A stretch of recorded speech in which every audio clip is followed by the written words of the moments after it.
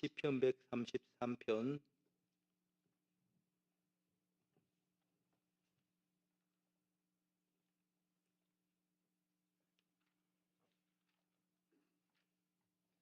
찾으셨으면 우리가 교독합시다. 먼저 1절을 읽겠습니다. 보라, 형제가 연합하여 동거함이 어찌 그리 선하고 아름다운고.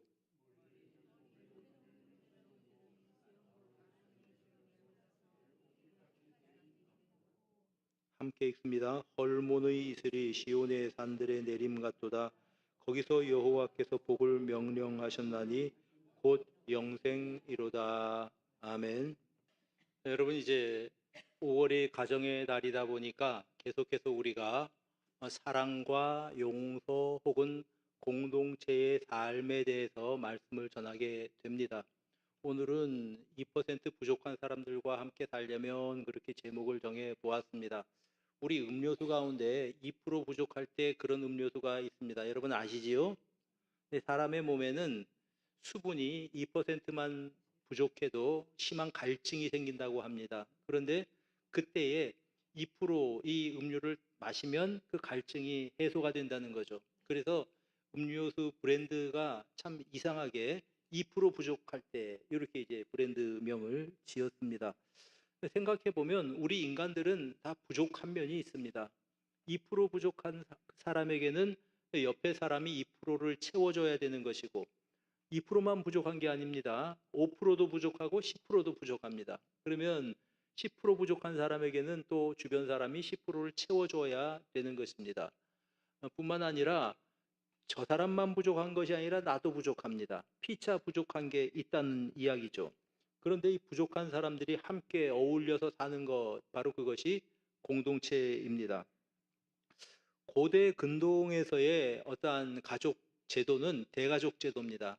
할아버지, 할머니, 또 이제 아버지, 자녀들 다 이렇게 어우러져 사는 그러한 공동체입니다. 그런데 이렇게 함께 어우러져 사는 공동체가 선하고 아름답다, 성경에는 말씀합니다. 1절에 보니까 보라, 형제가 연합하여 동거함이 어찌 그리 선하고 아름다운고. 여기서 선하다라고 하는 이 단어는 창세기에 하나님께서 이 세상을 창조하신 다음에 하나님 보시기에 좋았더라, 토브라고 하는 말입니다. 이 형제들이 함께 살아가는 모습이 하나님 보시기에 참 좋다, 그런 뜻입니다. 그리고 아름답다라고 하는 말은 행복하다라는 단어로 바꿀 수 있습니다. 그러니 형제들이 연합해서 동거하는 이 모습을 하나님께서는 참 기뻐하실 뿐만 아니라 거기에 행복이 깃든다는 뜻입니다. 이 행복은 혼자 고고하게 살아가는 사람들에게 깃드는 행복이 아닙니다. 형제가 연합해서 동거하는 곳에 하나님께서 주시는 은혜가 바로 이러한 은혜입니다. 여러분, 원래 인간은 불완전합니다. 누구나 부족한 점이 있습니다. 모자란 점도 있고 또 허물도 있고 약점도 있습니다. 그런데 이렇게 부족한 인간들끼리 함께 모여서 서로가 서로를 채워주면서 살아가는 것이 공동체입니다. 하나님께서는 그것을 기뻐하시고 또 그곳에 임재하신다라는 이러한 말씀입니다. 여러분, 우리가 사람답게 살려면 인간의 부족함을 인정하고 살아야 합니다. 우리가 최초의 인간의 이름이 아담이지요. 아담이라고 하는 이 단어는 원래 흙이라고 하는 단어입니다. 그러니까 아담 하면 우리 인류의 조상의 이름도 아담이고 고유명사로, 또 이제 사람들도 일반적으로 아담이라고 부르고 일반 명사가 됩니다. 그런데 또 이 아담은 흙이라고 하는 뜻도 있습니다. 흙으로 만들어진 부족한 인간들이, 하나님의 피조물인 우리들이 살아가는데, 문제는 우리 인간이 하나님이 되려고 하면 안 됩니다. 인간이 천사가 되려고 하면 안 됩니다. 인간은 부족하다고 하는 것이죠. 아마도 이제 약점이 없는 완벽한 존재는 천사거나 하나님이실 것입니다. 근데 사람이 천사가 되려고 하면 안 된다는 것이죠. 여러분, 에덴 동산에서 왜 우리 조상들이 쫓겨났습니까? 그것을 먹으면 하나님같이 되려고 하나님같이 되고 싶어서 선악을 알게 하는 그러한 동산나무를 먹고 쫓겨났다고 하는 거 아닙니까? 사람은 사람으로 살아야지 사람은 하나님이 될 수 없습니다. 그것을 내가 인간이라고 하는 것을 인정하고 살아가야 된다고 하는 것입니다. 자, 그런데 우리 인간들은 부족함이 많은 인간들이지만 이 인간들이 함께 살아가도록 하나님께서 지으셨습니다. 그리고 함께 살아가면서 채워주는 이곳에 하나님께서 임재하시고 하나님께서 보시기에 좋고 또한 그곳에 아름답다, 그곳에 행복이 깃든다고 오늘 본문 1절에서는 말씀하고 있는 것입니다. 아담이 혼자 있는 것이 하나님 보시기에 좋지 않아서 여자를 지으셨습니다. 이 가정입니다. 서로 부족함을 채우는 거죠. 그곳에 하나님께서 임재하시는 것입니다.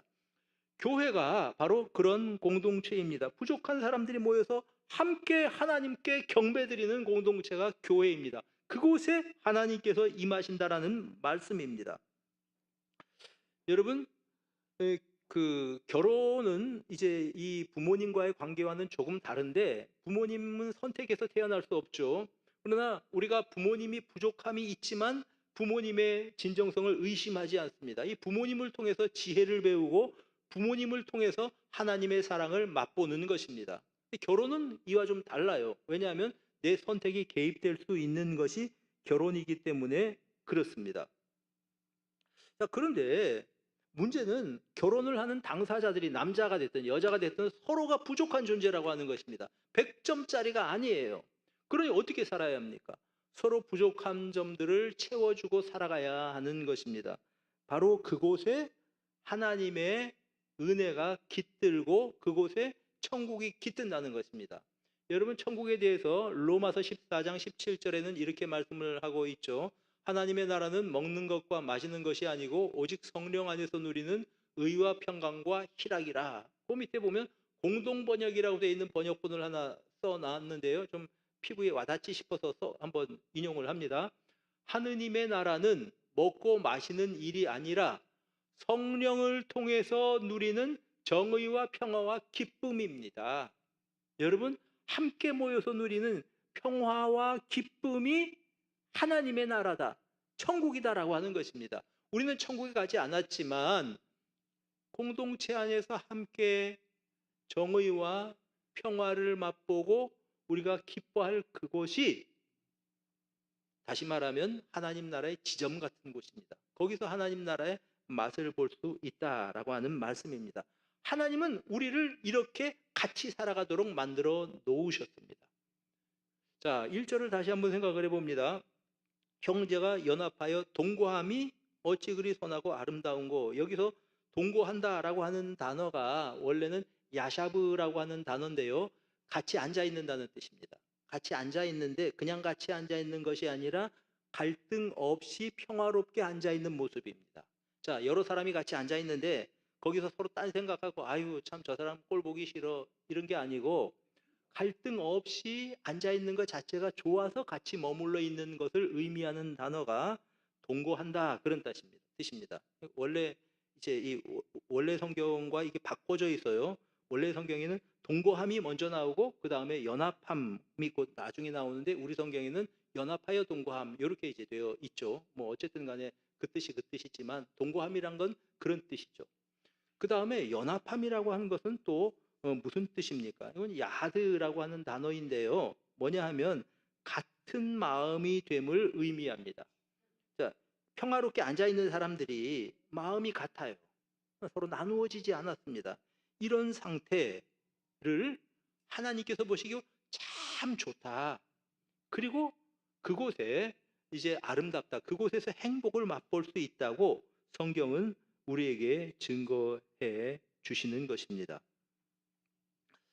그 앞에 얼마나 아름다운지 감탄사가 제일 앞에 나와요. 보라, 이렇게 나와야죠. 보라, 형제가 연합하여 동거하는 것이 얼마나 아름다운가. 그래서 그렇게 살아갈 때에 하나님의 은혜를 맛보게 되는 것입니다. 부족하지만 같이 살아갈 때, 기쁨으로 살아갈 때 어떤 은혜를 맛보게 됩니까? 2절에 보면은 이제 보배로운 기름, 아론의 머리에 흐르는 보배로운 기름을 의미하죠. 뭐냐 하면 제사장에게 기름을 부을 때 그 기름이 흘러 넘쳐서 수염에도 흐르고 또 옷깃에도 흐르는 모습을 보여줍니다. 이건 무엇을 의미하냐면 하나님의 은혜가 그 공동체 위에 깃든다, 임한다, 그런 뜻입니다. 또 하나가 3절에는 헐몬의 이슬이라고 이야기하죠. 헐몬의 이슬은 생명력을 상징하는 것입니다. 생동감 있게 생명력 있게 살아가는 헐몬의 이슬이 그곳에 임한다, 그러한 뜻입니다. 자, 그러니 공동체를 통해서 같이 천국을 맛보면서 사는 것이 하나님께서 우리 인간을 지으신 본래의 모습인데, 문제는 여러분 같이 사는 게 말처럼 쉽지가 않습니다. 왜냐하면 우리가 다 다르기 때문에, 첫 번째 이유는 다르기 때문이고요. 또 하나는 뭐냐 하면 우리들이 서로 약한 부분들이나 부족한 부분들이 또 다르기 때문에 그렇습니다. 기질도 다르고 부족한 부분들도 다르고 그런 뜻입니다. 여러분, 결혼하면 이제 남편은 아내를 100점짜리 아내로 만들고 싶어 합니다. 자꾸 이렇게 해라 저렇게 해라 이야기합니다. 그렇다고 100점이 됩니까? 또 이제 아내는 남편을 100점짜리 남편을 만들고 싶어 합니다. 그래서 밤낮으로 뭐 때를 얻든지 못 얻든지 계속해서 이제 잔소리를 합니다. 근데 그렇게 한다고 해서 100점짜리 남편이 되는 것도 아니란 말입니다. 불화가 생겨나는 거죠. 교회에도 그렇습니다. 왜 그럴까? 사람들이 함께 사는 방법, 함께 동거하는 방법, 그걸 모르기 때문이다 라고 그렇게 생각을 합니다. 함께 살아가는 방법을 모른다는 것이죠. 그래서 오늘은 이 함께 살아가는 방법, 연합하여 동거하는 방법을 일러드리겠는데, 많이 있지만 그 가운데 크게 한 두 가지를 여러분들에게 일러주려고 합니다. 첫 번째는 어떻게 살아가야 되는가 하면요, 서로의 다름을 수용하고 약점은 채워주십시오. 서로 다른 면이 있어요. 다름은 그대로 수용하고 받아들이고, 그의 약점은 혹은 그녀의 약점은 혹은 교인의 약점은 내가 채워주십시오. 이것이 같이 살아가는 방법입니다. 자, 이게 약점이 아니고 다만 다른 점일 뿐인데 그것을 약점으로 생각하는 경우들도 있어요. 사람들은 다 다릅니다. 키가 큰 사람도 있고 키가 작은 사람도 있고, 또는 성미가 급한 사람도 있고 성미가 느긋한 사람도 있고, 활동적인 사람이 있고 조용하게 식물성인 사람들도 있습니다. 다 다양하다는 것이죠. 그거는 이제 허물이 아니에요. 그거는 다른 점입니다. 남들과. 근데 그것을 약점이라고 생각하는 사람들도 있다는 말입니다. 제가 이제 고등학교 다닐 때에 한 2살 많은 그런 아는 선배가 있었습니다. 근데 그 사람이 이런 이야기를 해요. 그 사람은 키가 178인가 이렇게 됐거든요. 키가 크죠. 장신이죠. 근데 나한테 한 말이, 야, 나는 내 키가 한 3cm 정도만 적었으면 좋겠어. 나는 키가 한 175만 되면 딱 좋겠어. 이렇게 얘기를 했거든요. 요즘 청소년들이 들으면 기가 막힐 거예요.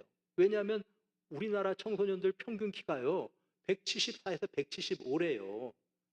지금은 그렇대요. 지금 아이들은 다 커요. 다 커요. 근데 그리고 또 클수록 좋다고 생각을 해요. 요즘은. 그때는 그게 본인은 좀 싫었던 모양입니다. 사람들이 막 그냥 키다리라 그러고 뭐 꺽쇠라 그러고 뭐 이랬을 거 아닙니까? 어려서부터 키가 크니까. 자, 여러분, 키가 큰 거는 그의 약점도 아니고 허물도 아닙니다. 그냥 그의 특성입니다. 그런데 본인이 나는 키가 너무 커서 고민이야 그러면서 그것 때문에 열등감을 느낀다면은 그것이 그의 약점이 되어버리는 셈입니다. 약점으로 작용을 한다는 거죠. 나는 왜 이렇게 성미가 급할까? 나는 내 성미 좀 바꿨으면 좋겠어. 성격 좀. 여러분, 타고나는 거예요. 기질입니다. 그것도 역시 약점도 아니고 허물도 아닙니다. 이런 것들은 어떻게 해야 되냐면 내가 그대로 수용해야 됩니다. 나의 타고난 모습을 그대로 받아들이라고 하는 것이죠. 여러분, 에베소서 2장 10절 말씀에 이렇게 말씀을 합니다. 우리는 그가 만드신 바라 그리스도 예수 안에서 선한 일을 위하여 지으심을 받은 자다. 자, 그가 만드신 바라라고 하는 이 단어가 포이에마라고 하는 단어입니다. 헬라어로. 여러분, 영어로 시를 뭐라고 말합니까? 포임이라 그러죠. 포이에마에서 나온 말입니다. 그러니까 예술품이라는 말이에요. 우리는 그가 예술품으로 만든 존재다, 그런 뜻입니다. 여러분의 특징은 뭐 키가 크든 적든 뭐 어떻게 생겼든 피부가 희든 검든 그게 중요한 것이 아니고, 성미가 급하든 성미가 느긋하든 그거 중요한 거 아니고, 하나님께서 여러분들을 만드셨다고 하는 것입니다. 하나님의 작품이라고 하는 것입니다. 누가 뭐라고 해도 나는 하나님께서 만드신 작품이다라고 하는 것입니다. 이 사실을 우리가 인정하고 나의 나됨을 받아들이는 것, 이것이 우리 행복하게 살아가는 첫 걸음이지요. 그 다음에 이제 내 어떠한 특징에 대해서 내가 극복할 수 있는 약점은 이걸 내가 극복하면 됩니다. 자, 예를 들면 공간 지각 능력이 현저히 부족한 사람이 있습니다. 쉬운 말로 하면, 좀 어렵게 말하면 그렇고 쉽게 말하면 길치 있습니다. 운전을 하는데 백날을 가도 그냥 길 못 찾는 사람이 있을 수 있을까요? 없을까요? 왜 나는 이렇게 길눈이 어두울까? 근데 한 번 안 가는 길도 대충 짐작해서 어디 그러면 거기 이렇게 가면 되겠다 짐작해서 가는 사람이 있더라고요. 내가 아는 사람 중에.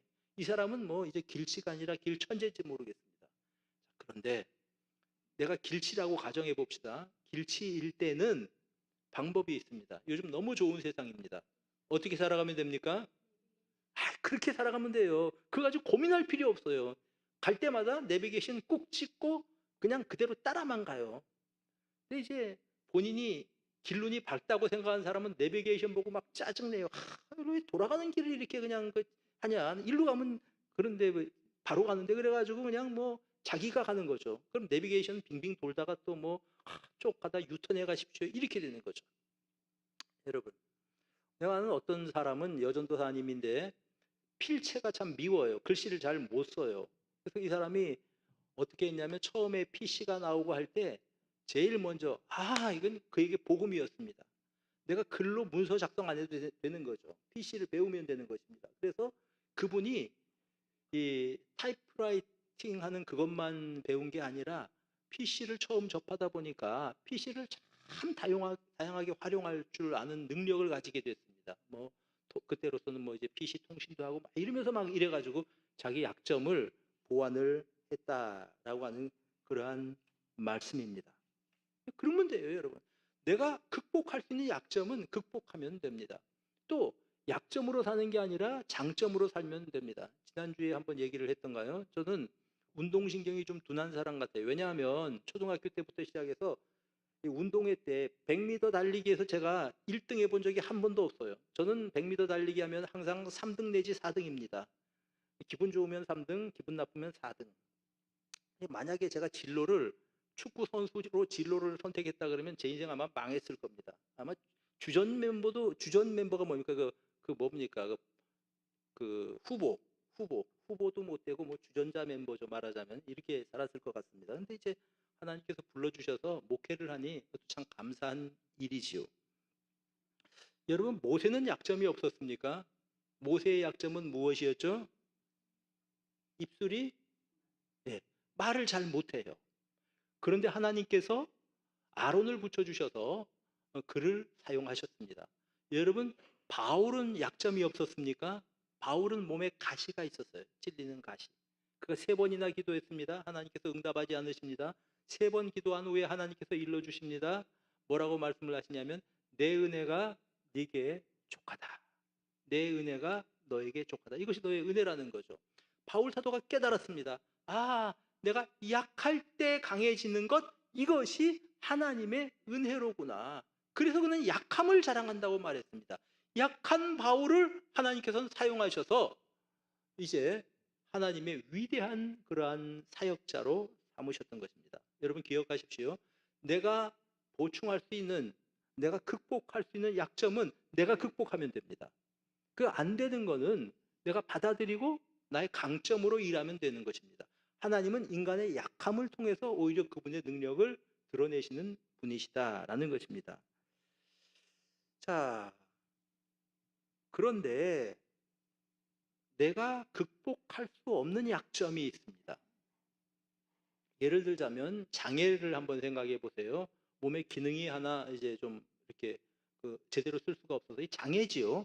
장애는 어떻게 합니까? 장애는 육체적인 장애도 있고 정신적인 장애도 있습니다. 그러면 어떻게 해야 될까? 이건 주변 사람들이 같이 고민하고 해결해 가야 될 문제죠. 여러분, 자녀가 장애가 있을 때는 어떻게 됩니까? 부모님들이 그걸 끝까지 수용하죠. 돌봐주고 돌보아주고. 그렇게 이제 장애를 가진 자녀들을 위해서 이렇게 헌신하며 살아가는 것입니다. 자, 그러면 남편이 장애를 가진 사람이면 어떻게 해야 됩니까? 아내가 그 약점을 채워줘야 되는 거죠. 아내가 장애가 있으면 어떻게 하면 됩니까? 그 약점을 남편이 채워주는 것입니다. 여러분, 하나님께서 이제 이 가정을 만드실 때 여자를 돕는 배필로 만드셨습니다.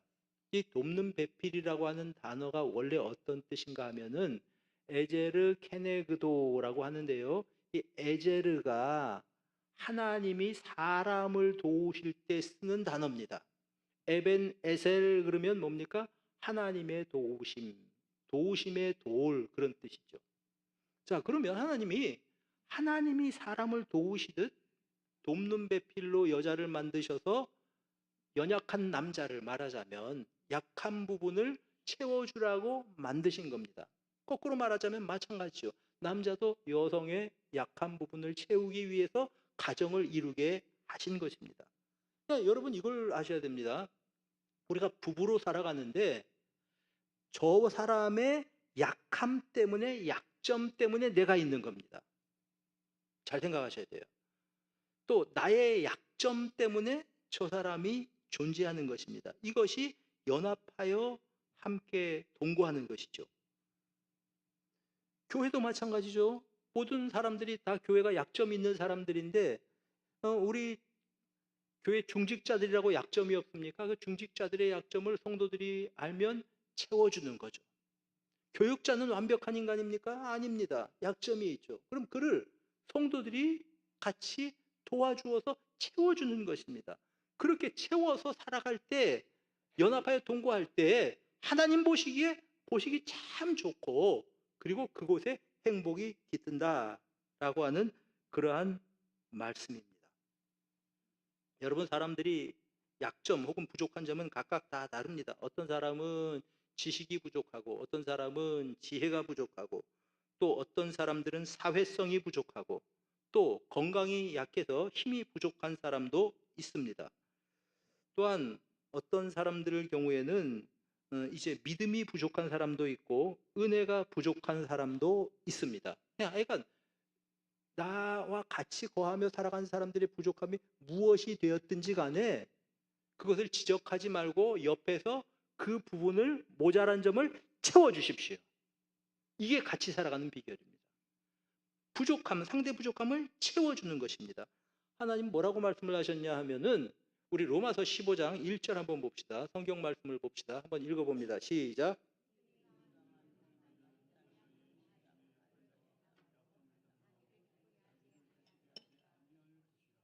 믿음이 강한 우리는 약한 자의 약점을 어떻게 하라 그랬습니까?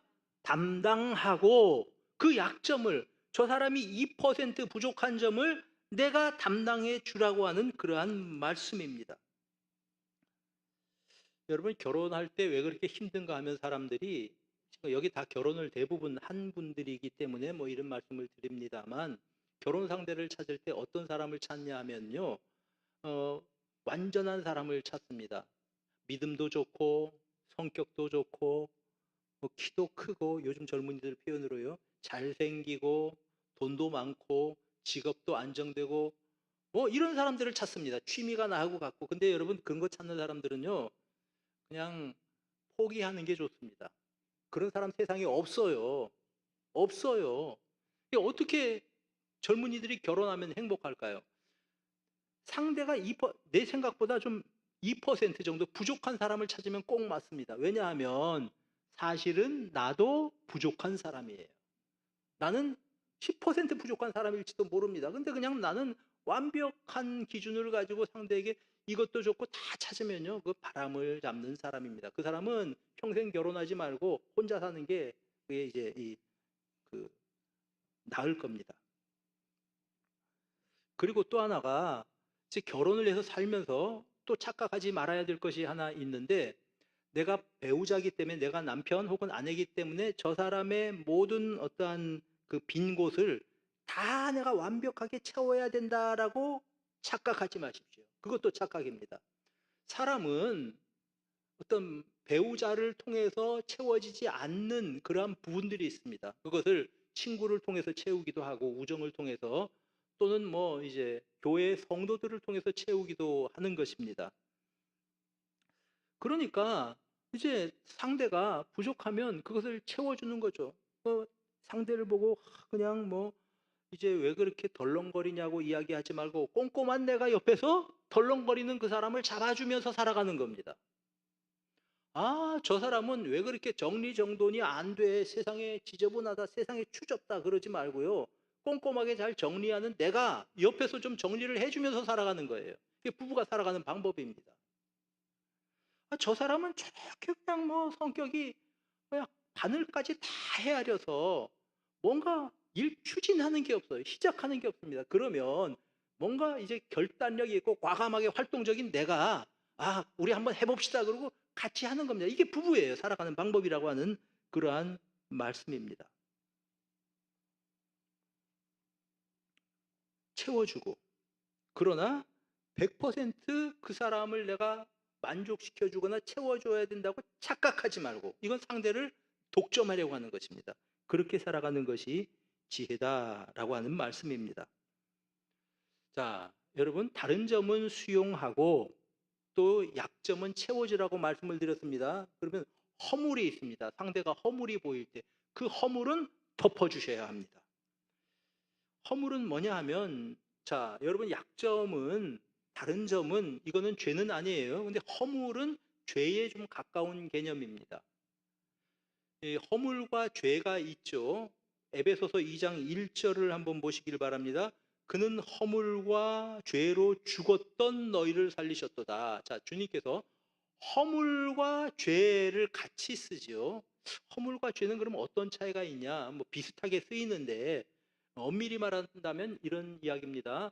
죄는 죄의 본질적인 측면을 이야기하는 것이고, 허물은 구체적인 행동을 통해서 저지르는 죄를 의미합니다.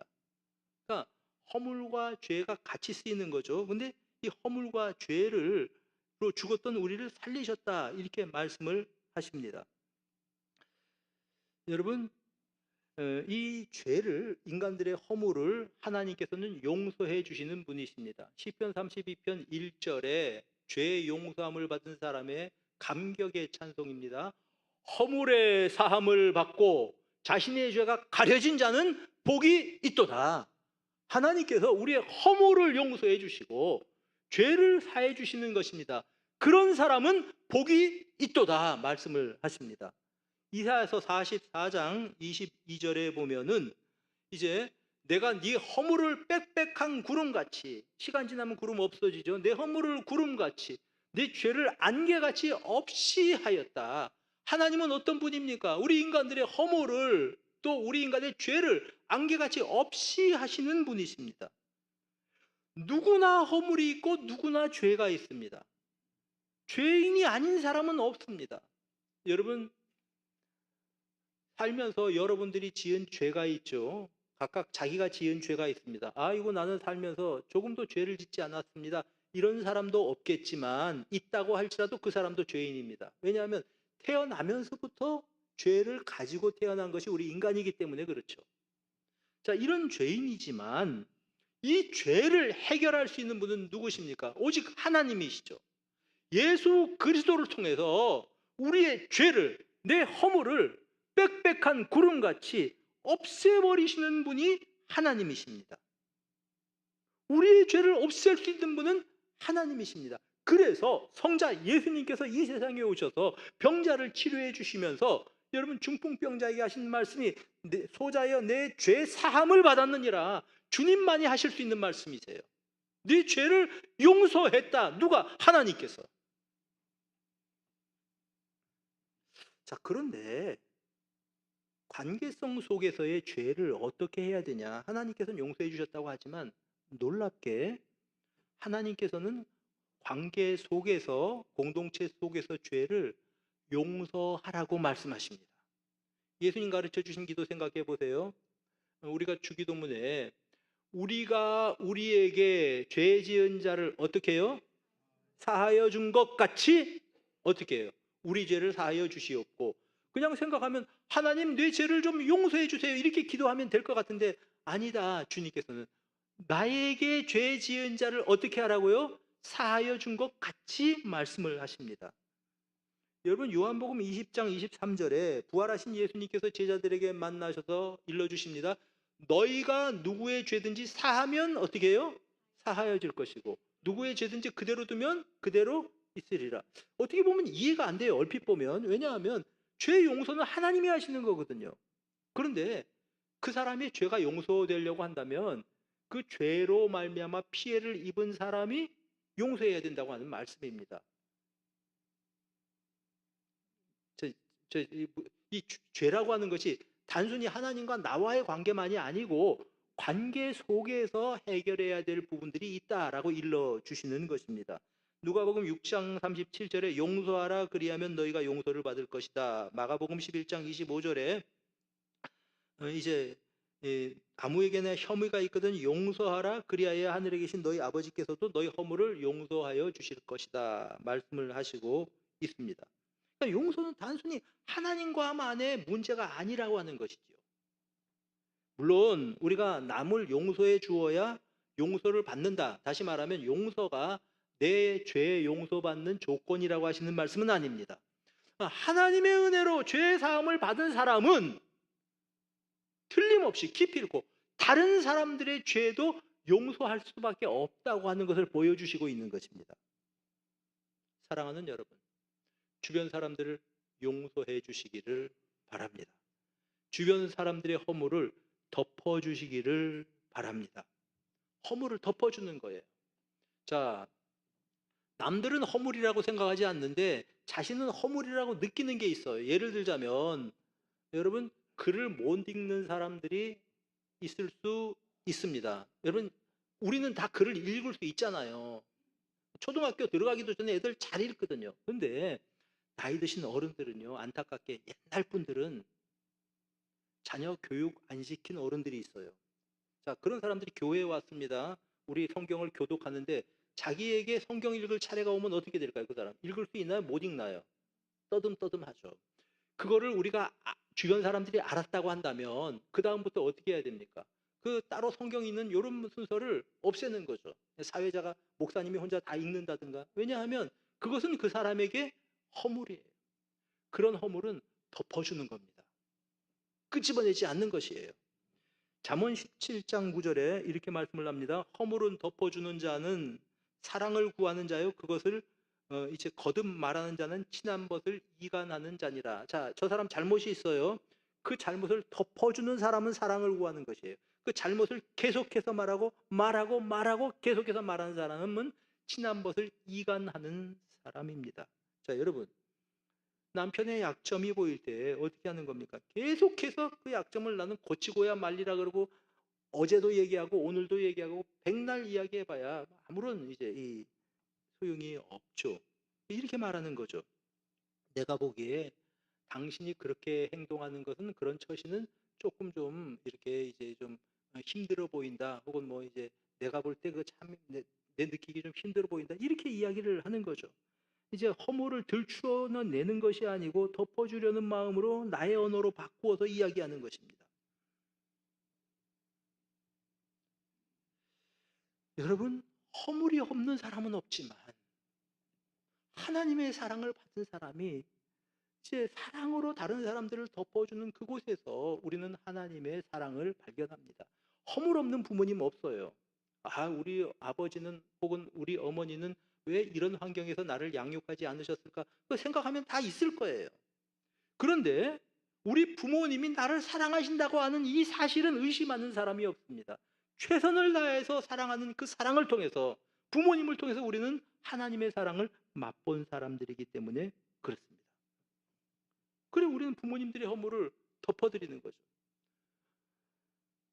미움은 다툼을 일으켜도 사랑은 모든 허물을 가린다라고 성경이 말씀하고 있습니다. 여러분, 노아의 세 아들 생각해 보세요. 노아는 하나님께서 평가하실 때 당대의 완전한 자라고 평가하셨습니다. 근데 노아는 허물이 없었습니까? 있었습니다. 술 마시고 장막에서 취해서 옷을 벗고 수치를 드러낸 거죠. 자고 있었습니다. 근데 그 두 아들이 셈과 야벳이 어떻게 했습니까?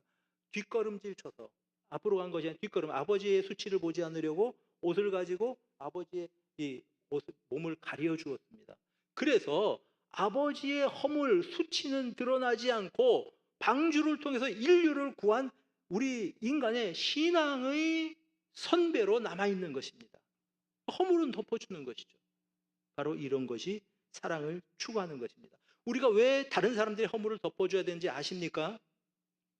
하나님께서 나의 죄와 나의 허물을 십자가를 통해서 덮어주셨기 때문에 그렇습니다. 예수의 십자가는 나의 죄, 나의 허물을 딱 덮어주신 하나님의 은총인 것입니다. 그렇기 때문에 우리도 다른 사람들의 허물을 덮어주어야 된다는 것입니다. 이것이 사랑이라고 하는 것입니다. 그런 사람들에게 주시는 하나님의 은총이 2절과 3절 오늘 본문에 나타나는 것입니다. 뭐냐 하면 머리에 있는 보배로운 기름이 아론의 수염에 흘렀다. 아까 말씀을 드렸습니다. 하나님이 주시는 은혜, 은총을 표현하는 거죠. 기름 부음이 그에게 임할 때. 그 다음에 또 하나가 표현하는 것이 헐몬의 이슬이라고 표현하고 있습니다. 우리가 부족함을 채워주고 덮고 살아갈 때, 연합하며 살아갈 때 하나님께서는 예비하신 복이 임하는데 하나는 은혜고 또 하나는 이제 헐몬의 이슬입니다. 여러분, 이 팔레스타인의 건기는 아주 지독합니다. 잔인한 계절입니다. 대지가 바짝바짝 마르고요. 숨을 쉬기도 답답할 만큼 턱턱 막힐 만큼 덥습니다. 40도씩 넘어가요. 이런데 이 벌레 한 마리도 숨쉬지 못할 것 같은 그곳에서 이제 밤에, 이 사막의 밤에 기적이 일어난다고 합니다. 그게 뭐냐 하면은 저 팔레스타인 북쪽에 가면 헐몬산이라고 하는 산이 있거든요. 우리나라 백두산보다 조금 더 높아요. 그 헐몬산에는 만년설이 덮여 있습니다. 항상 눈이 덮여 있는 곳이에요. 그런데 그 무더운 그곳에 밤에는, 그 무더운 밤에 그 헐몬산에서 이 차가운 냉기류가 쫙 밑으로 깔리면서 광야의 뜨거운 공기와 만납니다. 그러면서 어떻게 되냐면 그곳에 아주 이슬이 쫙 맺히는 거죠. 그곳에 이제 안개가 끼게 되고 이슬이 맺히게 되는 것입니다. 그리고 새벽에는 그 이슬 때문에 이 대지가 촉촉하게 이슬로 덮이게 되는 것입니다. 여러분, 비 한 방울 안 내리는 그곳에, 그 절망적인 그곳에 들풀들은, 말라 죽어가던 들풀들은 새벽에 내리는 그 이슬로 말미암아서 새롭게 생명력을 얻게 되는 것입니다. 막 그냥 쫓겨다니면서 육식 동물들에게 쫓겨다니는 이 연약한 동물들은 헉헉 허덕이다가 새벽에 내리는 그 이슬을 통해서 그 이슬을 풀에 맺힌 이런 이슬들을 핥아 먹으면서 새 힘을 얻어서 살아가게 되는 것입니다. 이러한 이 헐몬의 이슬은 마치 하나님의 은총이나 하늘의 생명력과도 같은 것입니다. 이스라엘 광야를 걷다 보면 이런 걸 발견한대요. 섭씨 40도가 넘는데 거기에 바위에 이끼가 있답니다. 바위에 이끼들이 끼어 있대요. 근데 이끼가 다 죽은 거예요. 툭 건드리면 다 부스러질 것 같은 그러한 상태라고 합니다. 그런데 기적이 일어납니다. 밤에 이 헐몬에서부터 이슬이 쫙 깔려 내려오게 되면요, 그 습기를 머금은, 그 공기를 머금은 그 이끼가요, 파랗게 살아납니다. 기적이 일어나는 거예요. 사랑하는 여러분, 우리가 살아가는 이 세상은 마치도 사막과도 같은지도 모르겠습니다. 이 경쟁 사회 속에서 내가 남들보다 앞서가야 된다고 하는 이 속에서 우리는 살아가고 있습니다.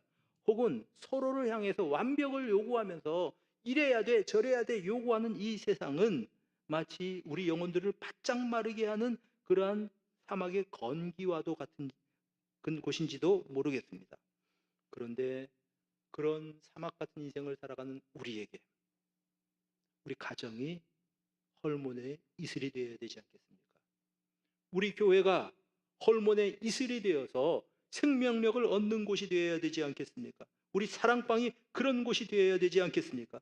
당신 왜 2% 부족해 그러고 지적하고 찌르는 것보다는 그 사람에게 이제 부족함을 채워줌으로 말미암아 그들이 새 힘을 얻고 용기를 얻는 그러한 공동체가 되어야 되지 않겠습니까?